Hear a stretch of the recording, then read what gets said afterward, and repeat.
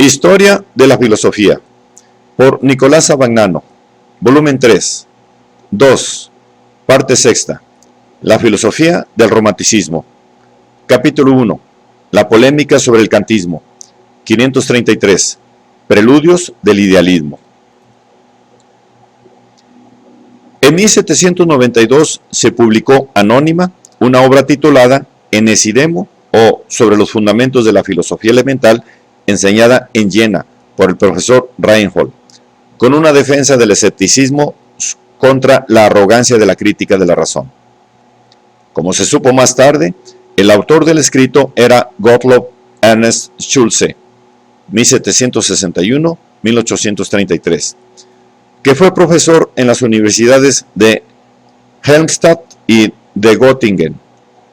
El escepticismo de Schulze no era dogmático, sino metodológico, porque admite como ley eterna e inmutable del uso de nuestra razón no aceptar como verdadero nada sin razón suficiente y terminar cada paso de nuestra especulación de conformidad con este criterio. Schulze se opone a las tesis fundamentales del kantismo, tal como las interpreta Reinhold, basándose en una actitud radicalmente empirista. Lo que él recriminará a Kant es, precisamente, no haber permanecido fiel al espíritu del empirismo y haberse servido del mismo razonamiento ontológico de los escolásticos que Kant pretendía haber refutado a propósito de la existencia de Dios. Según Schulze, Kant procedió de esta forma: el conocimiento puede ser pensado y solo como un juicio sintético a priori. Luego existe tal juicio. La necesidad y la universalidad han de ser pensadas como contraseñas de las formas del conocimiento. Luego existe tal contraseña. Universalidad y necesidad no pueden ser pensadas sino basándose en la razón pura. Luego, este es el fundamento del conocimiento. Este procedimiento es, según Schulze, idéntico al de los escolásticos, puesto que una cosa ha de ser pensada así y no de otra forma, es así y no de otro modo. Kant incurrió en una flagrante contradicción. Efectivamente, si vale el procedimiento ontológico, lo que debe ser pensado es igual al ser. Las cosas en sí son cognoscibles. Pero Kant demuestra que, según su teoría del conocimiento, no son cognoscibles. Ahora bien, su teoría del conocimiento se funda en un supuesto del que se sigue la cognoscibilidad de la cosa en sí. De modo que la incognoscibilidad de la cosa en sí se demuestra mediante un principio en el que se funda la cognoscibilidad de la cosa en sí. En esta contradicción consigo misma se mueve toda la crítica kantiana, a la que, por eso, Schulze contrapone el escepticismo de Hume, o sea, la imposibilidad de explicar de modo alguno el carácter objetivo del conocimiento. Indudablemente, en esta crítica se dejaba escapar lo esencial de la doctrina de Kant, pero apuntaba contra un concepto, el de la cosa en sí, que debía polarizar a su alrededor los ulteriores desarrollos del kantismo. En este desarrollo tuvo mucha influencia la obra de Salomón Maimón, 1753-1800, un hebreo polaco de vida aventurera, cuyas vicisitudes contó él mismo en una autobiografía.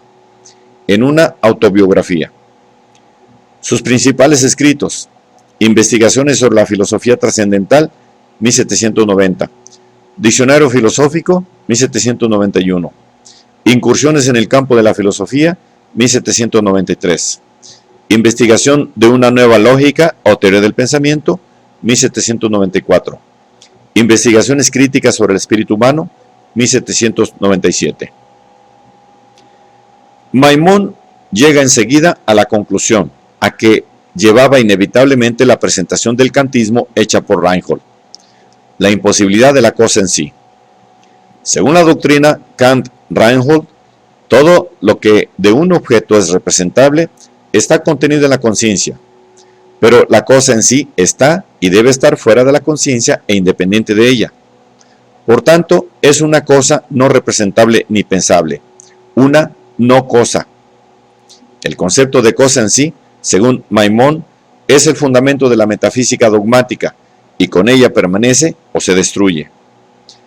es semejante a los números imaginarios de las matemáticas, es decir, a esos números que no son positivos ni negativos, como las raíces cuadradas de los números negativos. Así como b menos a es una magnitud imposible, así también la cosa en sí es un concepto imposible, una nada. Con esta negación de la cosa en sí, se da el paso decisivo hacia el idealismo. En efecto, Maimón afirma explícitamente que todos los principios del conocimiento deben encontrarse en el interior de la conciencia, incluso el elemento objetivo o materia del conocimiento mismo. Lo que es objetivo, lo que es dado en la conciencia, no puede tener una causa externa a la conciencia, porque fuera de la conciencia no hay nada. Pero no puede ser tampoco un puro producto de la conciencia, porque en tal caso no tendría los caracteres de lo dado, pues no admite nunca ser producido por la misma conciencia. Todo conocimiento objetivo es una conciencia determinada, pero como fundamento de ella hay una conciencia indeterminada, que procura determinarse en un conocimiento objetivo. Así como la X matemática puede asumir los valores particulares de A, B, C, etc., lo dado es, pues, lo que no puede resolverse en las puras leyes del pensamiento, y que el pensamiento considera como algo extraño a él, aunque tratando continuamente de limitarlo y absorberlo, y anular así gradualmente su carácter irracional. Lo dado, dice Maimón, es sólo aquello de lo cual en la representación nos es desconocida no solamente la causa, sino también la esencia real, o sea, aquello de lo que tenemos solo una conciencia incompleta. Pero este modo de ser incompleto de la conciencia puede ser pensado por una conciencia determinada como una nada absoluta, únicamente a través de una serie infinita de grados. De suerte que lo puramente dado, aquello que está presente sin ninguna conciencia de fuerza representativa, es la pura idea de límite de esta serie al que, como en una raíz irracional, podremos siempre acercarnos, pero no se puede alcanzar jamás.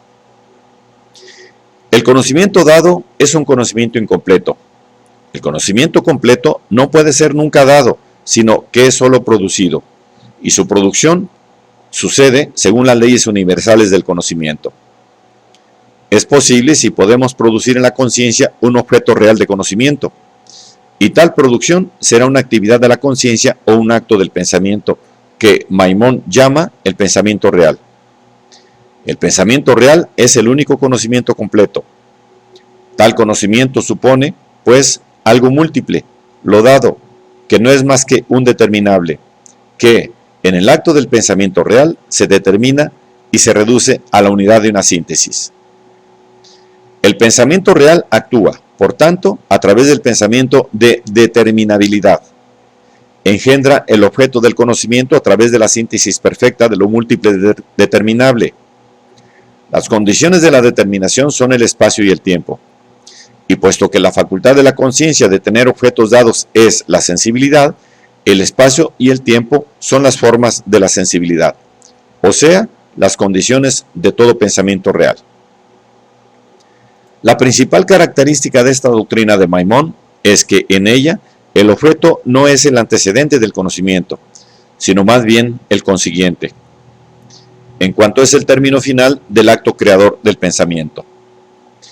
El objeto mismo, que la intuición sensible no es presupuesto por el conocimiento,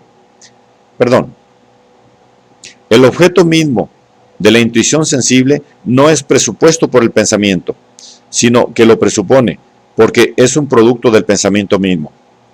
Maimón, en otros términos, admite la facultad de intuición intelectual, esto es, productiva o creadora, que Kant había excluido siempre tenazmente como superior y extraña a las facultades humanas.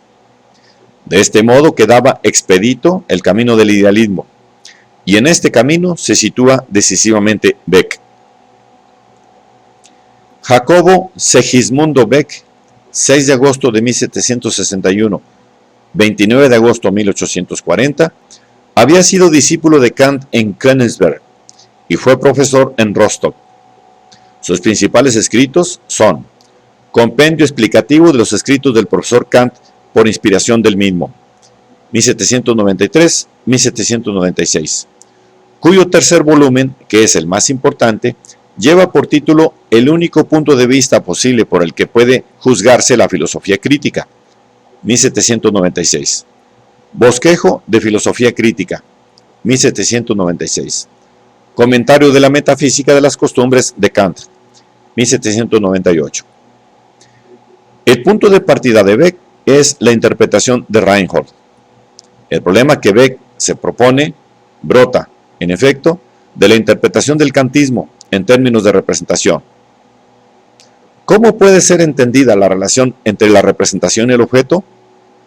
Esta relación es posible, según Beck, solo si el objeto es él mismo una representación. Sin de haber acuerdo entre la representación y el objeto, de modo que la una se refiera al otro como la imagen del original, el objeto mismo debe ser una representación originaria, un producto de representar, o sea, un representar originario. Así pues, el único punto de vista por el que pueda ser juzgada la filosofía crítica es el que Beck llama el punto de vista trascendental, el punto de vista del que considera la pura actividad de representar, que produce originariamente el objeto. La pura actividad del representar es identificada por Beck con la kantiana unidad trascendental de la apercepción, o sea, con el yo pienso. Beck afirma así, por su cuenta, el punto de vista de Fichte, de que el yo trascendental produce, con su pura actividad, la totalidad del saber. El yo produce, con un acto de síntesis, aquella conexión originaria de lo múltiple, que es el objeto o representación originaria. Y en un segundo momento reconoce en este objeto su representación. Este acto ulterior es, según la expresión de Beck, el reconocimiento de la representación, o sea, el reconocimiento de que hay un objeto tras el concepto que lo expresa, o de que hay representación de un objeto a través de un concepto. Esta representación es producida por dos actos que constituyen la actividad originaria del intelecto. El primero es la síntesis originaria efectuada a través de las categorías. El segundo es el reconocimiento originario efectuado a través del esquematismo de las categorías. Beck recorrió así un buen trecho del camino que había emprendido casi contemporáneamente por Fichte. La interpretación del kantismo iniciada por Reinhold encontró en este último su desenlace lógico y concluyente.